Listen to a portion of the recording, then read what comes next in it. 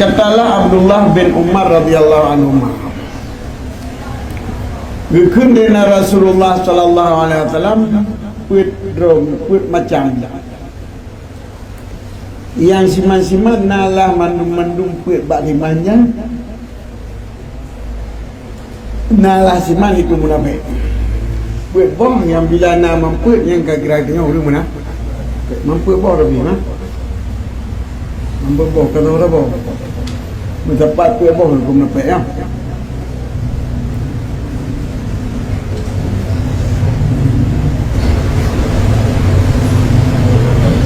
Berbalik apa yang tiga? Tenang nafas dia lebo. Jadi punya sabornya untuk pertiga. Kenapa kita mana apa? Ini sabornya seperti apa sih? Betul nafas. Jika nafas, yang kata meliputnya kam nafas. Dapat tidak ada sah kata apa? Bertele pegawai naruh yang naruh di tipe naruh. Isi kalau rugi mana itu rugi kebun.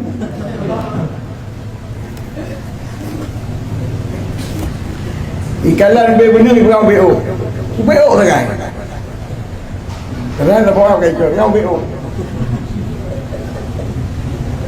Oh benar. BO aja. Itu lihat dia.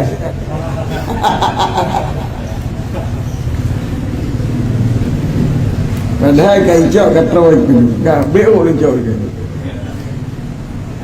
Waiza manda kelapa, watai kain nyanyi yang diubah jadi.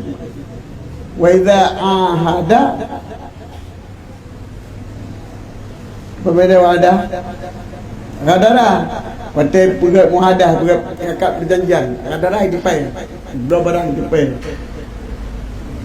Nanti pegawai negeri itu pai, tapi jak. Tugas pukul 8 sampai pukul 12 ya oposisi dulu sampai pukul 3 yang iza ada